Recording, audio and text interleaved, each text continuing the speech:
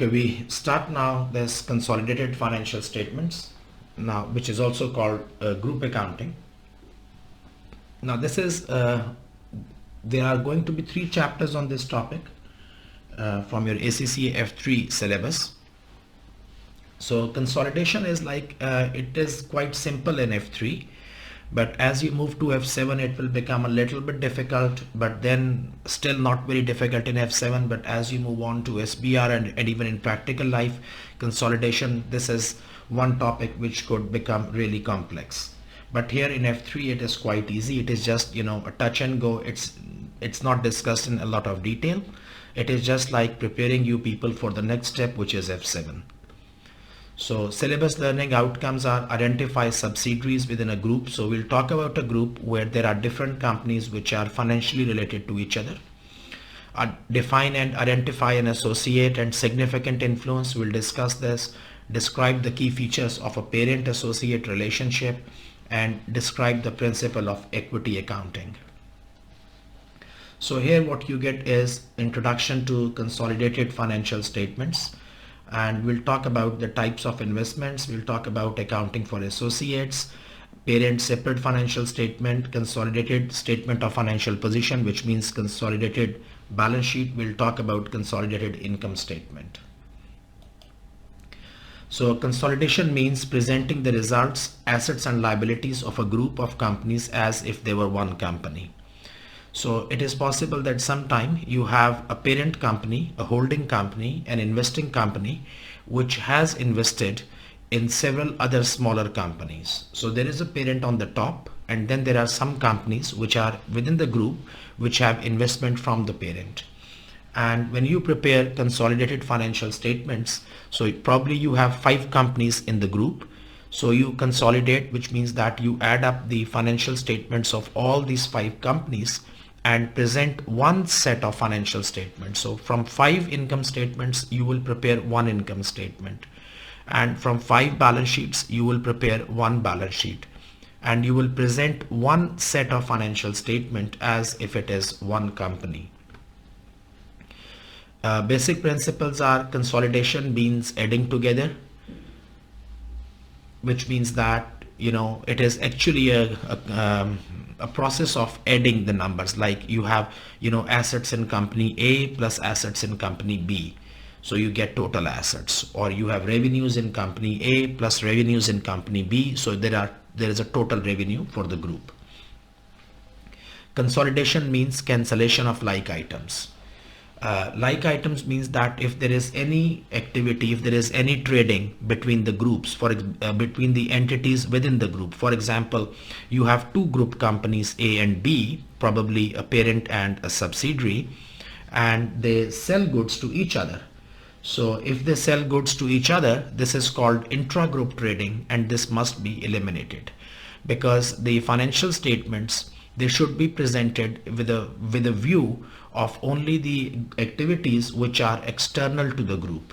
Because when we say that if it is one company, because we believe that it is one company, when you prepare a group income statement, so you prepare it as if it is the income statement of one company. So if it is one company, it means you cannot sell to yourself. And consolidate as if you owned everything, then show the extent to which you do not own.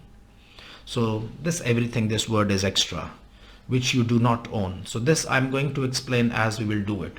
I'm just getting you familiar with some terminology, so be patient. I'm going to show you a lot of calculations, a lot of workings, but in the next slides. So this last point, you have to be patient. You would not understand now. I will explain you when I'll do the income statement. So let's suppose that there is company P, which you may call a parent company or a holding company, and there is a company S, there is a company Q, and there is a company R.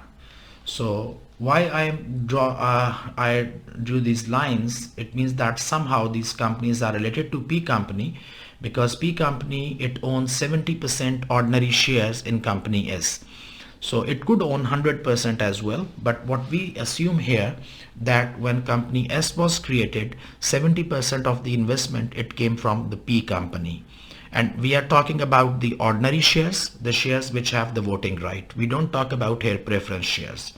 Why we do this, I will explain you in a while. Then in company Q, the P company owns 40% of ordinary shares in company Q, and the P company owns just about 15% ordinary shares in company R. So these are three companies. These are individual financial statements. Maybe this is a bank, probably this is a bank, or probably this is an insurance company, this could be a construction company. So these are three individual separate legal entities. They will have their own activities, their own operations, their own staff, and their own income statement, their own balance sheet. Company S is a totally different thing from company Q. But one thing is common, that both of them, they have investment coming in from the same parent, from the same source.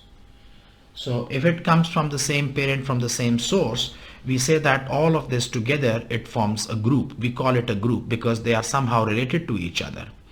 So if I tell you that P company, it controls 70%, it owns 70% of the shares in company S, it means that P company can take the operating and financial decisions of company S. This thing is called control.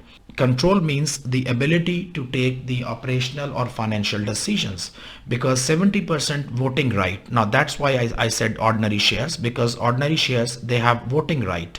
So any decision which is taken in the business, it must be approved with more than 50% shares, and P company has got 70% shares. So it means that P company can take any decision within company S.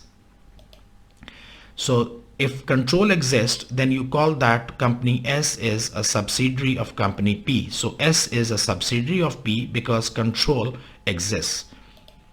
And what you do, the consolidation method is called full consolidation, which is also called line by line consolidation. This is your IFRS 10. Now you should remember that the consolidation process, it differs, or it depends on the relationship between the parent and the other group companies. If the relationship is of control relationship, in which you have more than 50% shares, you call that control exists, and you say that S is a subsidiary of P, and therefore we are going to do full consolidation, line by line consolidation. And line by line consolidation means that you will say that revenue of S plus revenue of P, cost of sales in S plus cost of sales in P, and similarly administrative expenses of S plus administrative expenses of P.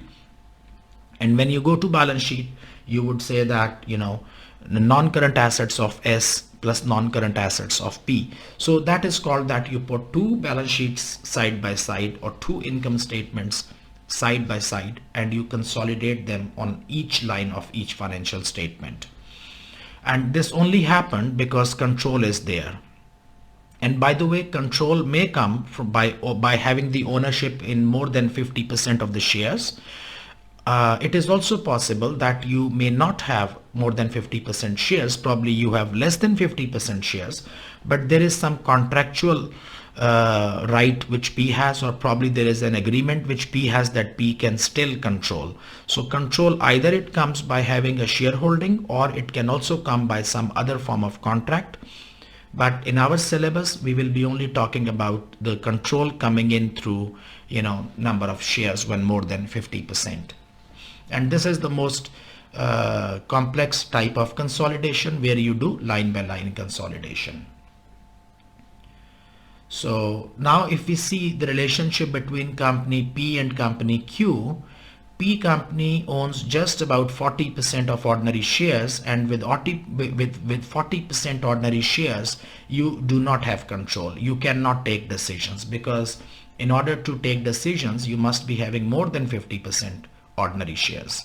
So if you have 40%, you don't have control. What you have is called significant influence.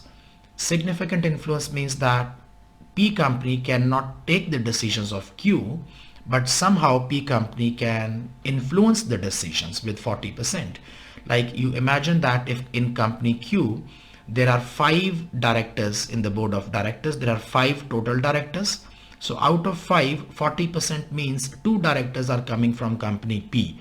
So 2 directors out of 5 cannot control or cannot take the decisions, but they still can influence the decision. So you call it significant influence, and then Q company is called an associate.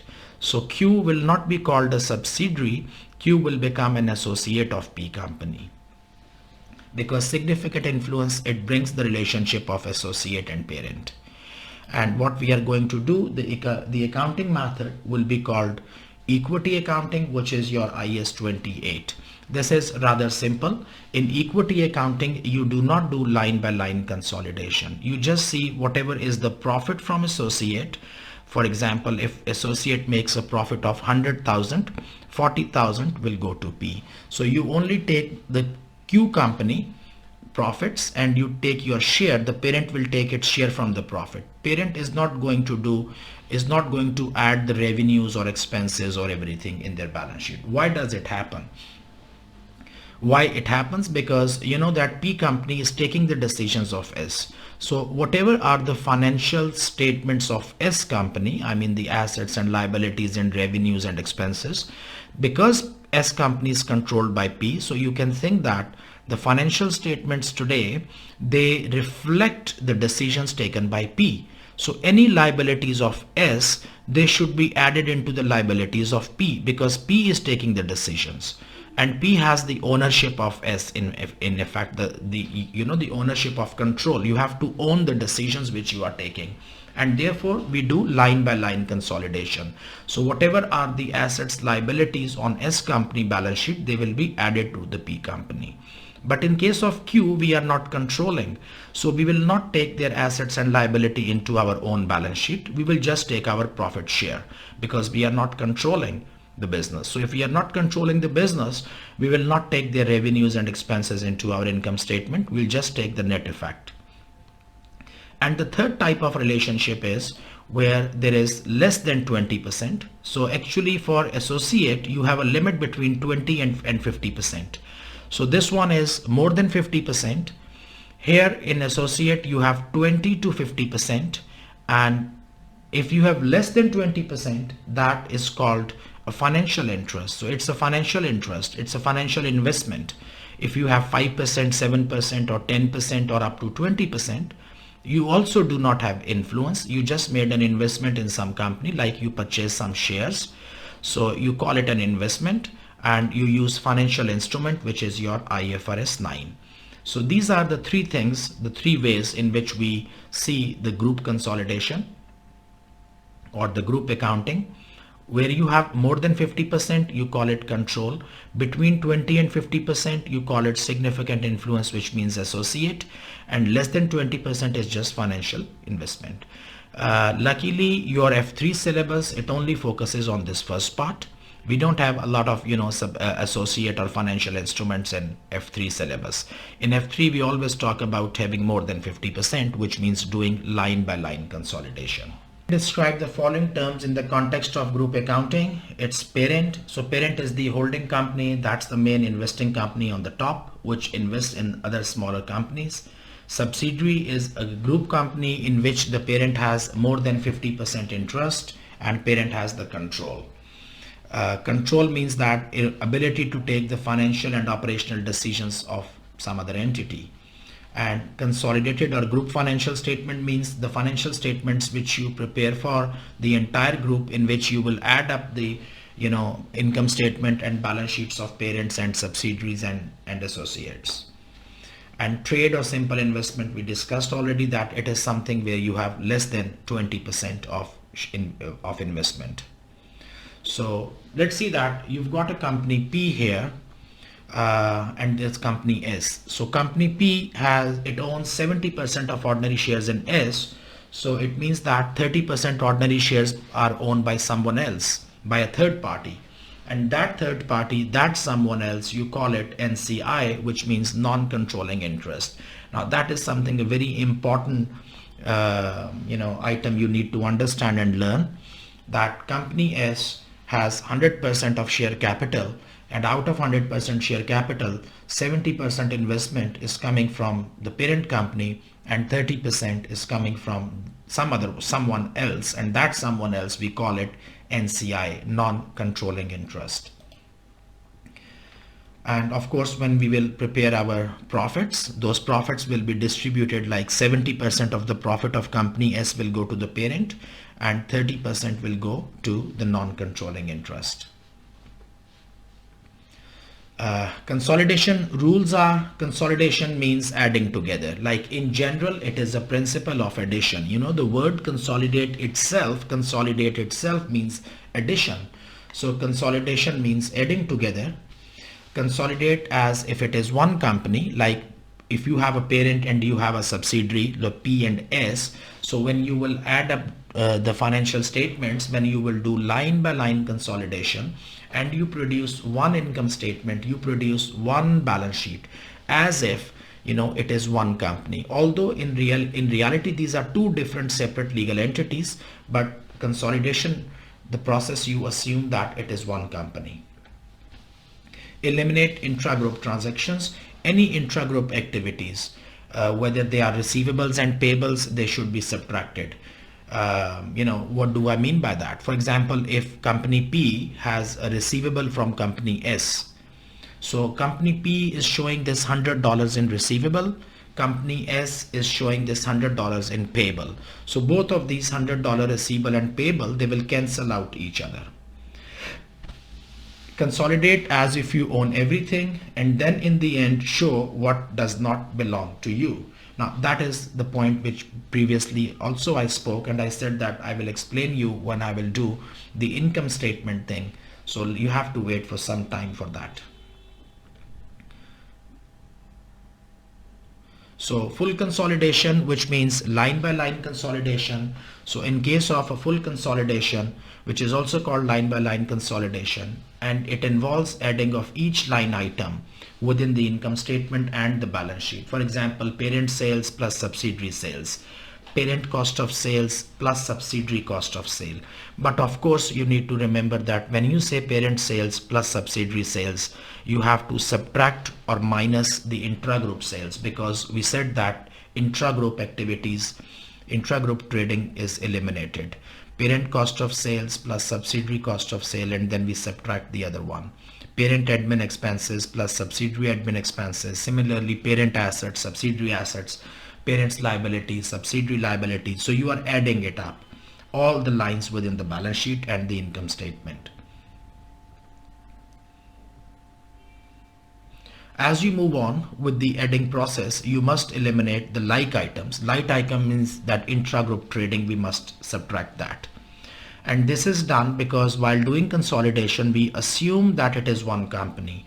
Therefore, one company cannot sell to itself, or one company cannot have receivables from itself. Equity accounting is, you do it when you have ownership of between 20 to 50%, and you call it significant influence.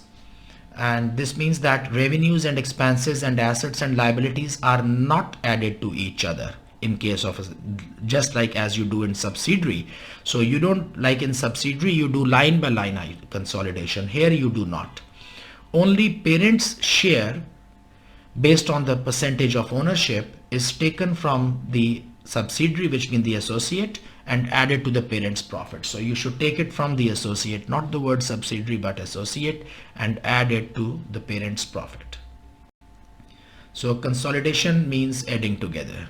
So let's suppose that you have two companies, P company and S company, and they have their individual financial statements. I call it individual financial statement, which means this is the income statement or financial statement of P company. $100 is sales, cost of sales is 50, you get a gross profit of 50. Then there are some admin expenses, some distribution expenses, some other expenses, and P company says that its profit is $25. So that is the income statement prepared or made by P company. Then S company, which is a different company than P, probably this is some bank, probably this is some insurance company. They have a revenue of $60, their cost of sale is 25, and their admin expenses are 10, distribution are 5, other are 5, and their profit is 15. So these are two different companies, but then you see that these two companies, they are within the group. This is a parent, this is a subsidiary. parent has made investment in subsidiary, and therefore you have to prepare one income statement which will be called group income statement. You are going to add these both. You are going to add these two financial statements and produce one bigger consolidated financial statement. So for example, you can say 100 plus 60, it is 160, and you can say 50 plus 25, it's 75. You add these up, you add them up, and you make a profit like 25 plus 15, which is 40. Now consolidation means adding together. Now that looks very simple. You just made some additions. But of course we know that consolidation process could not be so easy. Why it would not be so easy? Because there would be some intragroup transaction, and those intragroup transactions must be eliminated. So in the absence of any intragroup trading, the process could be very simple. We are just adding it, and you can see that the profit of P company is 25, S company is 15. You make a total, it becomes 40. Because here we assume that there is no intragroup trading. The two companies P and S, they are not dealing with each other, not at all.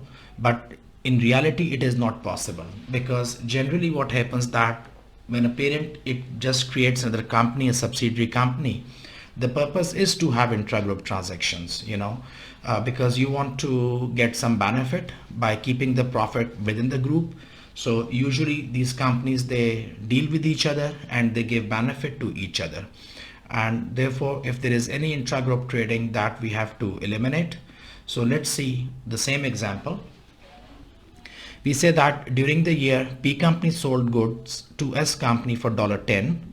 So this is the selling price, which had cost P company only $6. So which means that P purchased for $6 and sold to S for $10, making a profit of $4. Half of these goods are in stock of S company at the end of the year. So S company purchased from P, and then S is going to sell to its own customers, but S could only sell half of the goods, and 50% of the goods were sold by S and 50% were still in the stock of S at the end of the year. So intragroup sales eliminate intragroup transaction. Only transaction with outsiders will be considered in consolidation. So actually what usually we can say that individually P and S, these are two different companies. Generally these are individual financial entities, independent separate legal entities. But when you make group accounting, so both of them, they come under the same roof. Both of them, they come under the same, within the same group. So when P is selling to S, actually the goods are still within the group. P is very much right in saying that he sold the goods. P has given the invoice. P has, given the delivery of the goods, and probably P has also taken the money.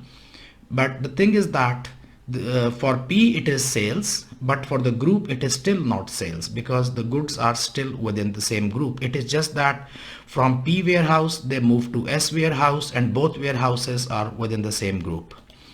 Then what will happen? That S will sell these goods. So those goods which go out of the group, which means it said that half of the goods were in stock and half were sold. So those goods which went out of the group, which means that which S was able to sell, only that part of the profit we can realize. If you pay attention that P purchased goods for $6 and sold for $10.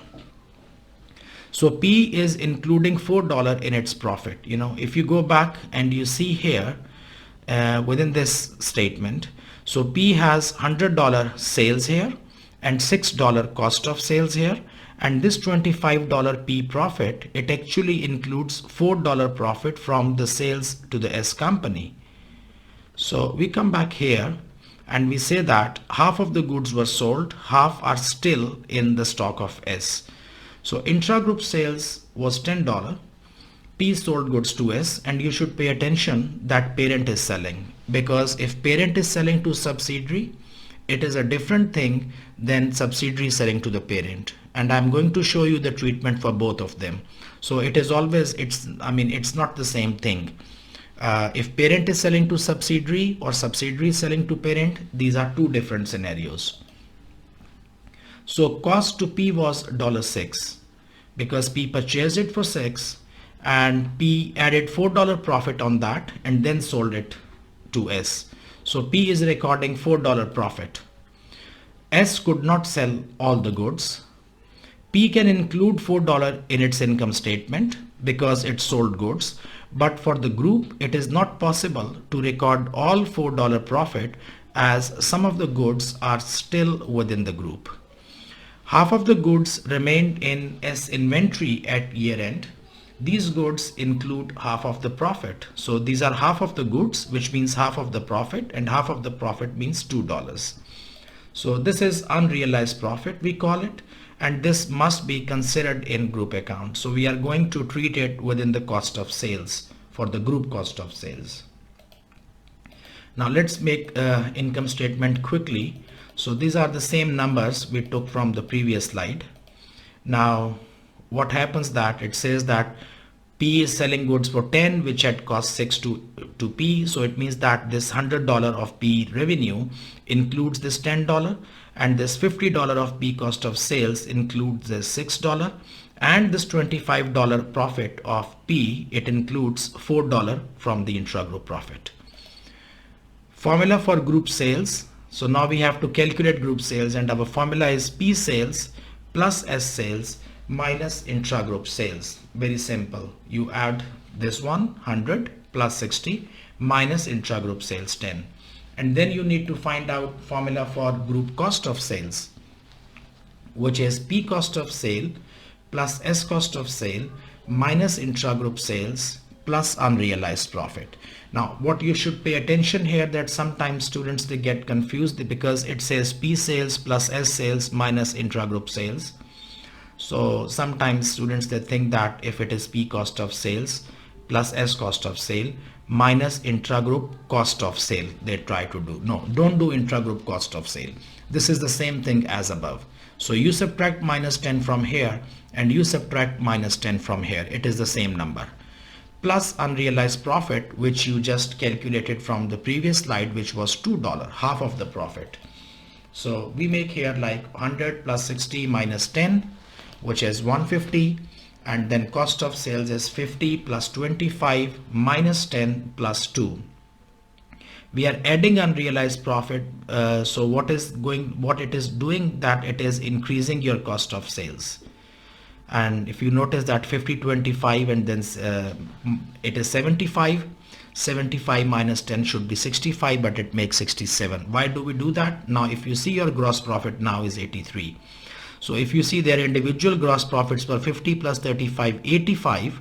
So individually they are claiming $85 gross profit but group is claiming only 83 because $2 is still there within the group. That $2 is called unrealized profit.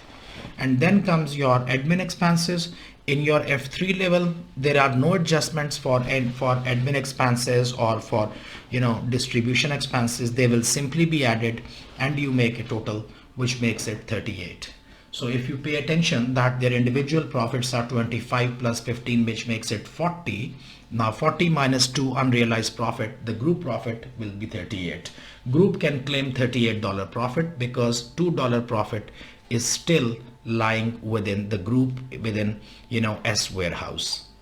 So this was the adjustment for intragroup transaction, and at F3 level this is the only thing which they want to check with you.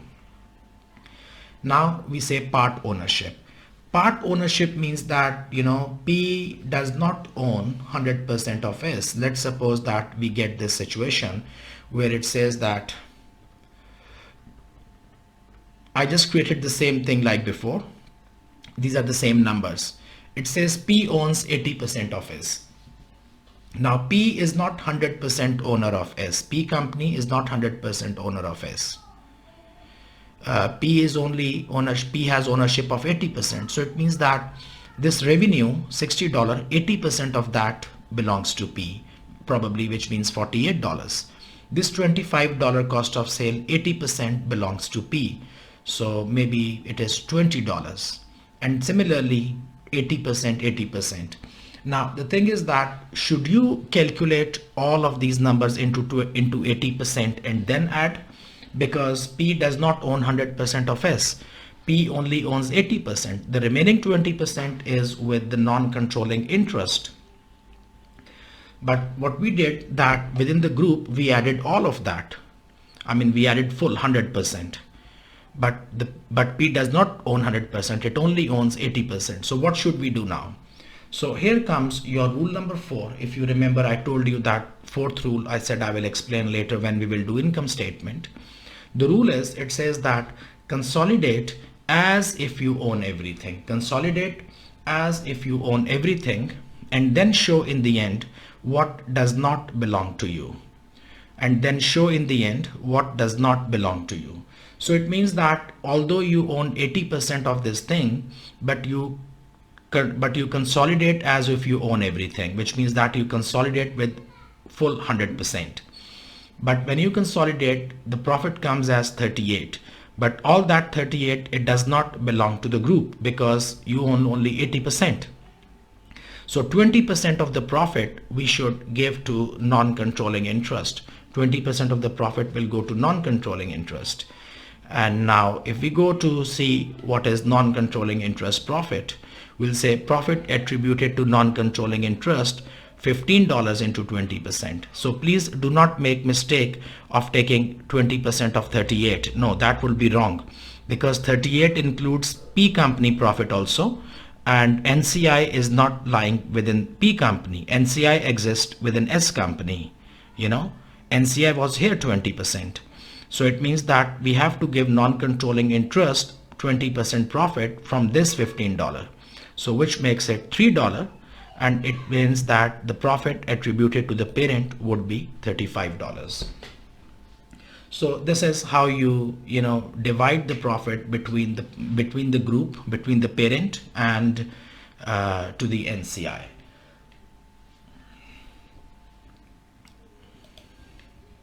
What if subsidiary sells the good?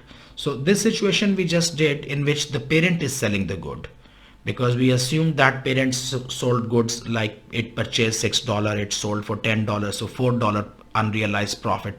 So $2 unrealized profit was lying here. So we made this 38, and then we gave $15 into 20% to the NCI and to the parent. But what if the situation changes and we say that what if the subsidiary sell the goods? It's not parent is selling, this time subsidiary is selling the goods. So if subsidiary is selling the goods, so let's keep the same numbers first. So what we do here now, like we know that in this case subsidiary is selling the goods. So if subsidiary is selling, so it means that the $4 profit was earned by S company, and the $2 unrealized profit is actually within $15. Now $2 is not within 25 because subsidiary is selling, so profit was realized by S company. So that $4 profit was somewhere here, and the unrealized profit, of course, naturally it should belong to S company. So NCI comes in and NCI says that, give me my 20% of $15. So we say to NCI that before we give you any share of profit, let's find out the adjusted profit of the subsidiary, adjusted profit of 15. And we say that within this $15, there is $2 unrealized profit, which has not been realized. So we subtract that $2 profit, and $13 into 20% we give, which means $2.6. And remaining goes to the parent, 35.4. So what you need to remember the lesson here, that if the subsidiary is selling goods, there will be no difference on the group profit. On the consolidated total, there would be no difference. It's 38 before, it's 38 now. The only difference would be that NCI share will decrease. Previously, NCI was here $3 because previously we took 20% of $15 and we gave 3 to NCI. This time, because subsidiary profit will be adjusted, it will be reduced, and therefore the NCI share will decrease. NCI will get only 2.6. Okay, so this is our first lesson with consolidation, and this is actually, you can consider it chapter number 23, which is the first chapter. Probably you can consider, actually in your books they give chapter 23, 24, 25, but I'm not sure how to split these three chapters. For me it is just one long chapter, it is one long topic. What we are going to do next, we are going to do questions from balance sheet.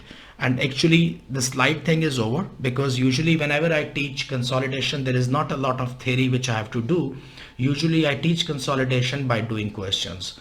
So what I'm going to do now, that as I move to the next topic, which is chapter number 24, we will start doing the consolidation of balance sheet, and we will learn it by doing questions. And I'm going to do all of the questions within your practice kit, whichever are for balance sheet and for income statement. We will do all of the questions which require calculations. And first we'll do the balance sheet questions. After completing balance sheet questions, then we will move to the income statement questions. Okay, so let's move to the next topic now.